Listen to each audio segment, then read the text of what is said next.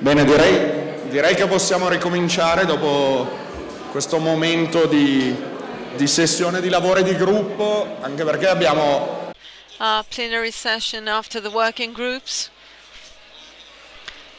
because we have a number of foreign speakers who have to leave later, so I invite the leaders of the 4 working groups to the table. Pierfranco Olivani for group number 1, social inequalities and poverty as a cause of diseases. Number 2,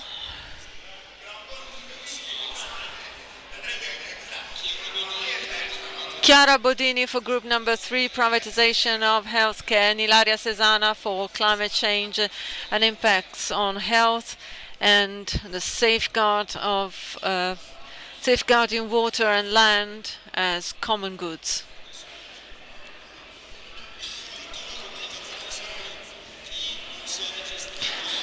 Those who did not register at the desk when they arrived, please do so later.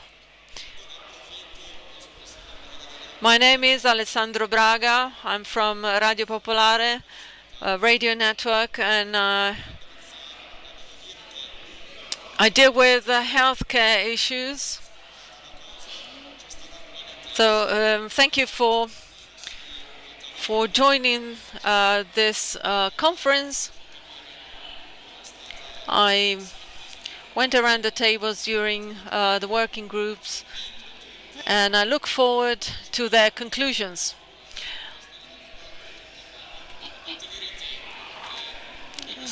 And I urge you to keep to your allotted times so as to give everyone the chance to speak. So I urge you to be quite brief. So let's start. Group number 1. Social inequalities and poverty as a cause for disease. Pierfranco Olivani, a physician, former chairman of NAGA at Milan. A couple of 6-7 minutes each.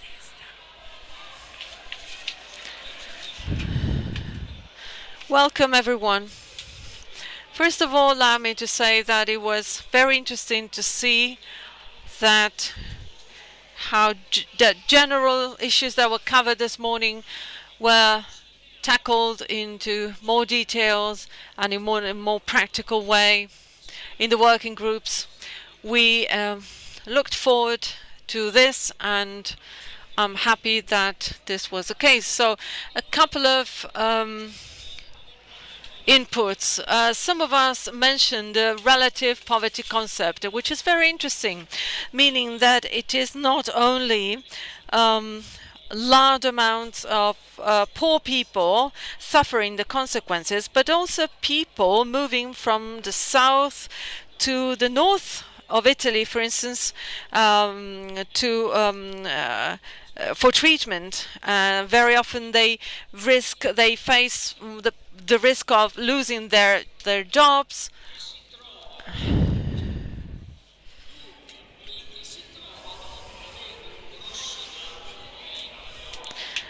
And they also suffer from economic damage and loss because of disease.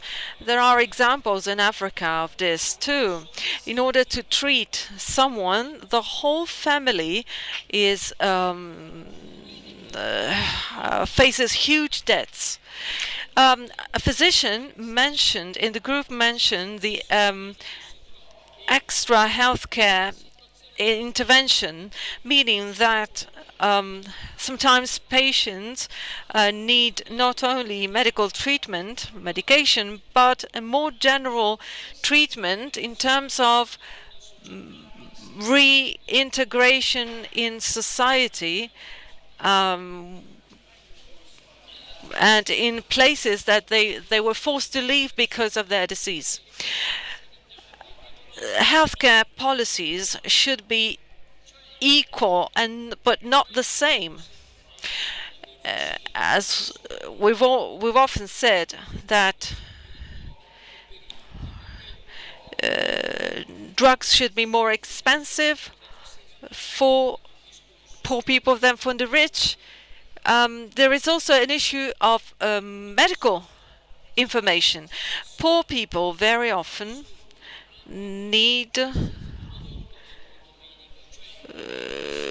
to receive information, to be provided with more information than other people on their disease, on their future treatment outcomes. And now, referring to Article 12 of international covenants, healthcare is not just about health, but it is health means good nutrition, healthy life, a house, a job.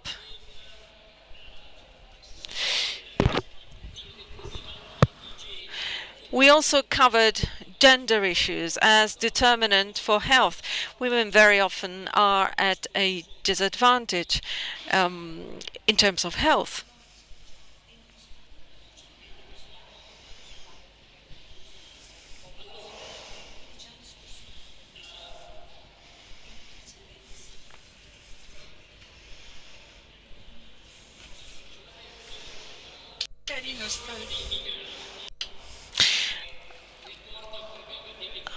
The migration issue. Migrants very often need more targeted, more in-depth intervention, more information on their diseases and on possible treatment possibilities and outcomes. Then we covered wealth distribution because the present welfare trend, unfortunately, which is the case, unfortunately, in Lombardy, will result in cutting part of people's salary in order to cover healthcare expenditure.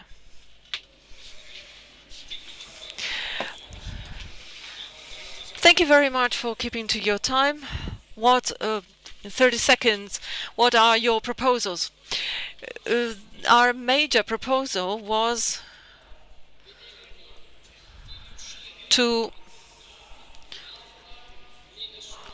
take welfare back to its original state, to avoid having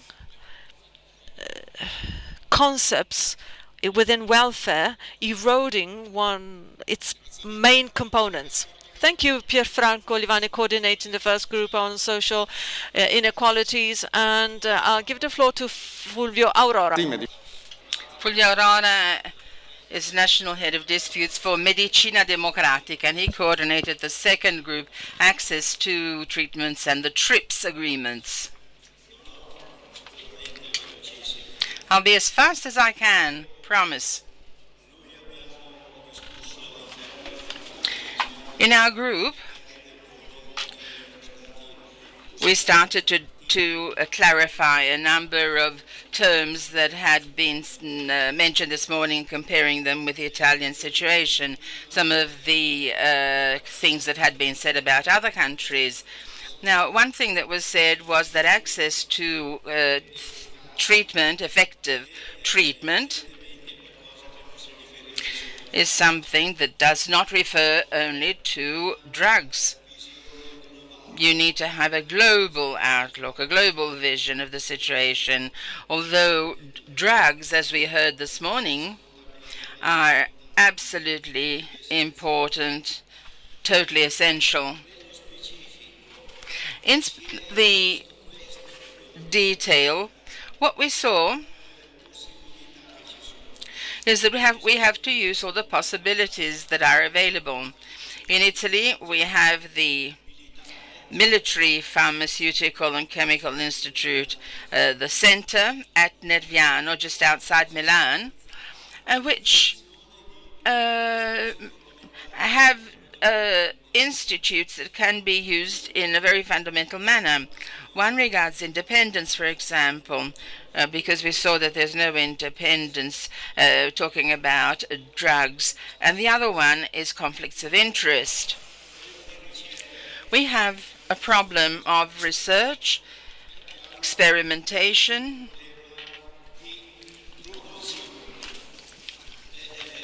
and a problem concerning production.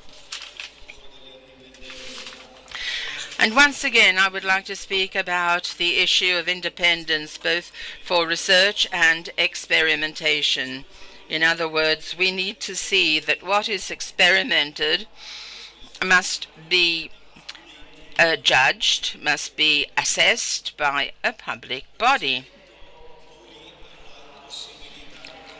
Compared to the concrete possibility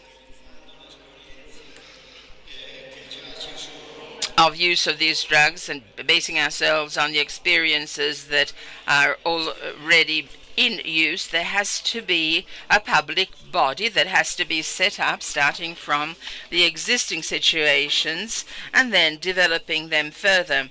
Without a public body, it's quite useless to speak about generic rather than branded products. The other issue regards the setting of prices, starting from costs.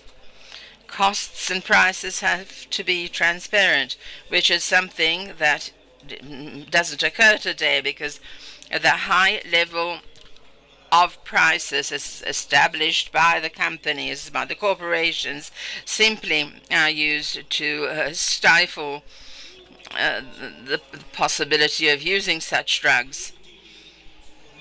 Or otherwise, there are issues that are totally concealed or very far from the actual situation for which they would be needed. And finally, I would like to draw your attention on 2 points. One that will be dealt with certainly tomorrow. Everything that we have said here is very difficult to implement, faced with whatever you do has to make a profit. In order to do this, we need a lot of people joining together and having a mobilization. I think has this person so that we are able to somewhat exert some pressure on the political community so that they may change their policy and turn into a different direction. And also, remaining at the national level, I would also like to mention Article 43 of the Constitution, which was more or less cancelled, although it is still there, and that says that the state can still intervene in order to set up a public company which will supervise and monitor drugs and productions and so on. Thank you very much to Fulvio Aurora, who also mentioned the tomorrow's appointment in Via Olio number 2 here in Milan for the defense of health. Third working group, privatization of healthcare. Chiara Bodini, you have the floor. Thank you very much. Our was a very active group. I want to thank the participants because we were able to exchange our ideas and to have very fruitful discussions. We had community representatives, trade union representatives, students, university students, professionals, doctors, either retired or working physicians, citizens, aware citizens. So a wide representation of the fact that healthcare is a common good and a citizenship good.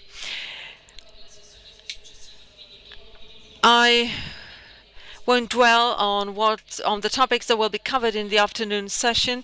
However, privatization is something that should be fought against and be because of the present fragmentation and lack of effectiveness of services, so-called internal competition, meaning doctors, physicians working both in hospital and private surgeries, and long waiting lists, which is a big issue for citizens. Although as we said, not always waiting lists correspond to the urgency of medical visits and intervention, as Gianni Tognoni was reminding us this morning. The issue of insurance funds, the role played by trade unions in supporting these kinds of insurance contracts, and the loss that we have there, and therefore that we need to fight against. And the trade union representatives also denounce the situations of exploitation of workers with excessive working loads, and which also impacts patients. The most interesting part, I think, is about proposals, because the table agreed that there is too much talk going around, that people is not fully aware. So people are not aware of the issues, but they are ready to listen. They are interested. They're keen to listen. So we have a practical example, a questionnaire drawn up in Reggio Emilia as a way of dealing with these issues. This has been translated into 3 languages in order to involve also migrants. This document will be available in the folder for people wanting to work based upon that and to build upon that in order to organize public events for discussion. So information as a necessary tool for mobilization. Trade union representatives, of course, not all of them, not all trade unions are represented. Anyway, students were many of them were present, joined the discussion. So there you have a huge potential, of course, looking at the future, because it is young people who are expected to fight for in the future, and then workers. So 2018 will be an important year. The anniversary of the national health system, and other important dates for the fight for health, and the World Health Day. And the World Health Day is an important occasion for mobilization and for starting from people in our communities, in the streets and around us. Thank you very much. Grazie a te. And thank you. The last group regards climate change and its impact on health, the protection of water and soil as common assets. And this is Ilaria Sesana, a journalist from Altra Economia. I would like to go back